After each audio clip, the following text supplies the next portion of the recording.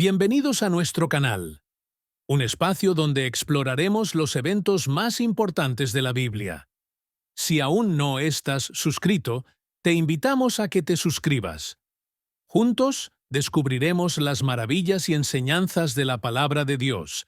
Comencemos con el video. ¿Alguna vez has sentido que lo has perdido todo? ¿Que la vida te ha golpeado tan fuerte que parece imposible levantarse?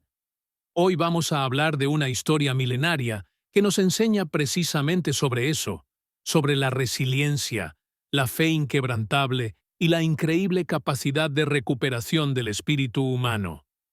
Vamos a sumergirnos en la vida de Job, un hombre cuya historia ha resonado a través de los siglos como el máximo ejemplo de sufrimiento, pero también, y esto es lo más importante, de una restauración asombrosa. Imaginen a Job. La Biblia lo describe no solo como un hombre bueno, sino como el hombre más íntegro y recto de toda la tierra. Tenía una familia hermosa, 7 hijos y 3 hijas, que eran su orgullo y alegría. Era inmensamente rico, con miles de ovejas, camellos, bueyes y asnas. Su nombre era sinónimo de prosperidad y bendición. Era respetado por todos, un pilar en su comunidad. Básicamente, Job lo tenía todo.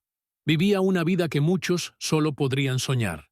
Pero entonces, de la noche a la mañana, su mundo se vino abajo. En un solo día, una serie de calamidades le arrebataron todo lo que amaba. Primero, le robaron su ganado y mataron a sus sirvientes. Luego, un fuego consumió sus ovejas.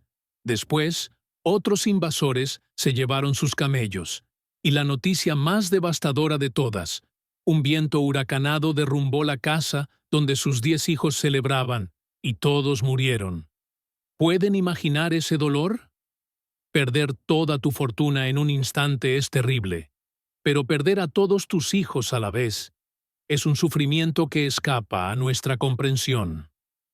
A pesar de esta tragedia inimaginable, la primera reacción de Job fue de una fe asombrosa.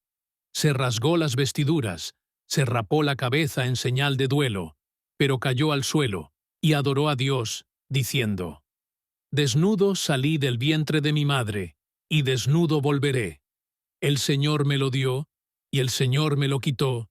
Bendito sea el nombre del Señor». En medio del dolor más profundo, Job no pecó ni culpó a Dios. Pero la prueba no había terminado. Poco después, una enfermedad terrible cubrió su cuerpo de llagas dolorosas, desde la cabeza hasta los pies. Estaba tan desfigurado que se sentaba entre cenizas, rascándose con un trozo de cerámica para aliviar su tormento. Su propia esposa, desesperada, le dijo: «¿Todavía mantienes tu integridad? Maldice a Dios y muérete». Pero Job le respondió: «¿Hablas como una mujer necia? ¿Recibiremos de Dios el bien y no recibiremos también el mal?». Es aquí donde la historia se vuelve aún más profunda. 3 amigos de Job, Elifaz, Bildad y Zofar, vinieron a consolarlo. Al verlo, apenas lo reconocieron. Se sentaron con él en silencio durante 7 días y 7 noches, porque su dolor era demasiado grande para las palabras. Sin embargo, cuando finalmente hablaron, su consuelo se convirtió en acusación. Estaban convencidos de que tanto sufrimiento solo podía ser el resultado de un pecado oculto. Intentaron una y otra vez que Job admitiera su culpa. «Seguro hiciste algo malo, Job», le decían. «Dios es justo y no castiga a los inocentes». Argumentaban con la lógica humana. Si te va mal, es porque te lo mereces. Pero Job, en su angustia, mantenía su inocencia. Él no entendía por qué le estaba pasando todo esto, pero sabía en su corazón que no había hecho nada para merecerlo. Y aquí es donde su lucha se vuelve tan real y humana. Job no era un santo impasible. Se lamentó, cuestionó a Dios, deseó no haber nacido. Gritó su dolor al cielo, pidiendo una explicación.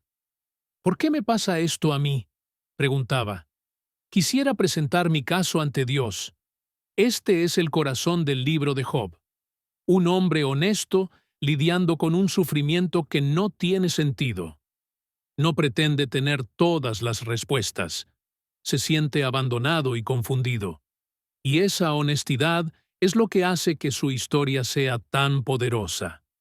Nos permite ver que está bien tener dudas, que está bien gritar nuestro dolor a Dios.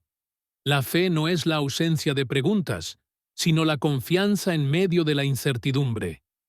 Durante capítulos y capítulos, Job debate con sus amigos, defendiendo su integridad y anhelando una audiencia con el Creador. Él sabía que sus amigos estaban equivocados. Su sufrimiento no era un castigo directo por un pecado específico. La vida es más compleja que eso. Y en su momento más bajo, en medio de todo ese dolor físico y emocional, Job hace una de las declaraciones de fe más extraordinarias de toda la Biblia. Yo sé que mi Redentor vive, y que al final se levantará sobre el polvo. Y después de que mi piel haya sido destruida, en mi carne veré a Dios. Incluso enfrentando la muerte, Job se aferró a la esperanza de la redención y la vindicación final. Después de que los amigos terminaron sus discursos y Job expresó toda su angustia, finalmente Dios le responde. Pero no le da la respuesta que Job o sus amigos esperaban. Dios no le explica el porqué de su sufrimiento. No le revela la conversación celestial que dio inicio a todo. En cambio, Dios le hace a Job una serie de preguntas. Le habla desde un torbellino y lo lleva en un recorrido virtual por la magnificencia de la creación. ¿Dónde estabas tú cuando yo fundaba la tierra?, le pregunta Dios. ¿Quién encerró el mar con compuertas? ¿Has mandado tú a la mañana en tus días? ¿Has entrado tú en los tesoros de la nieve? Dios le muestra las maravillas del cosmos, el poder de la naturaleza, el comportamiento de los animales salvajes. Le muestra a Job lo inmensamente grande y complejo que es el universo, y lo pequeño que es el entendimiento humano en comparación. El mensaje no era para humillar a Job, sino para cambiar su perspectiva.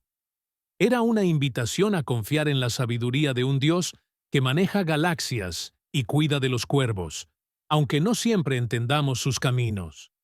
Ante la majestad de Dios, Job se da cuenta de su propia limitación, y su respuesta es de una humildad profunda. He hablado de cosas que no entendía, cosas demasiado maravillosas para mí, que yo no sabía. Por tanto, me aborrezco y me arrepiento en polvo y ceniza.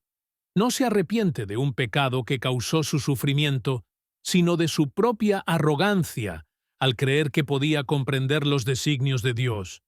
Y ahora llegamos a la parte más esperanzadora de la historia: la restauración. Después de este encuentro transformador con Dios, el rumbo de la vida de Job cambia radicalmente. Lo primero que sucede es que Dios reprende a los 3 amigos de Job.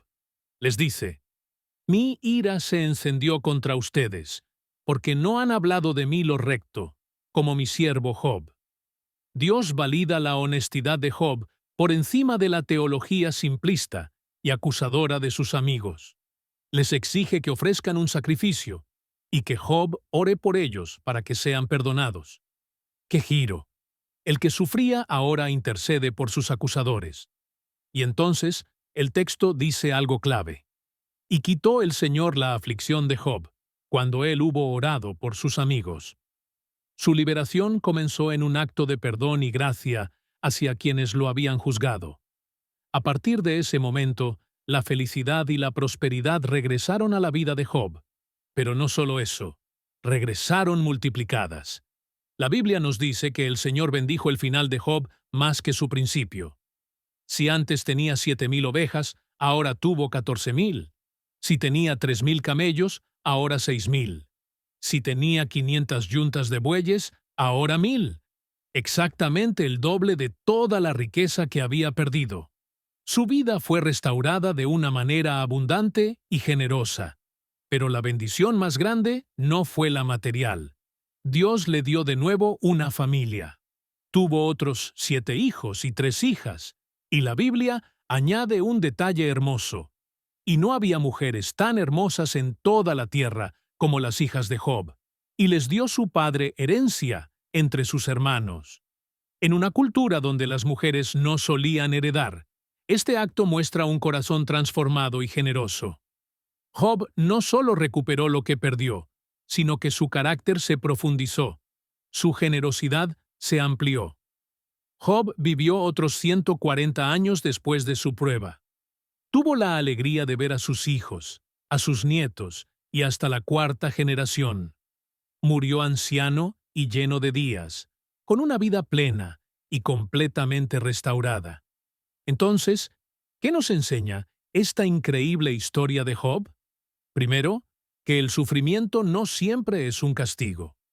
A veces, las cosas malas simplemente suceden en este mundo imperfecto, y no siempre entenderemos el porqué. Segundo, nos enseña la importancia de la fe honesta. Está bien cuestionar, dudar y clamar a Dios en medio del dolor. Él puede manejar nuestras preguntas. Tercero, nos muestra el poder del perdón. La restauración de Job comenzó cuando oró por sus amigos. Y finalmente, y lo más importante, la historia de Job es un faro de esperanza. Nos dice que no importa cuán oscuro sea el valle que estemos atravesando, la restauración es posible. La felicidad puede volver, y a menudo, vuelve de una manera más profunda y significativa que antes. La historia de Job no es solo sobre cómo soportar el sufrimiento, sino sobre cómo florecer después de él. Es un recordatorio de que después de la tormenta más devastadora, el sol puede volver a brillar, y la vida puede renacer, a veces, de una forma aún más hermosa. Si hoy estás pasando por tu propio momento Job, aférrate a la esperanza. Tu historia no ha terminado. La restauración puede estar más cerca de lo que imaginas. Gracias por acompañarme en este viaje a través de una de las historias más profundas y esperanzadoras jamás contadas. Si te ha gustado este video y quieres explorar más temas como este, no olvides suscribirte y activar la campanita. Nos vemos en el próximo.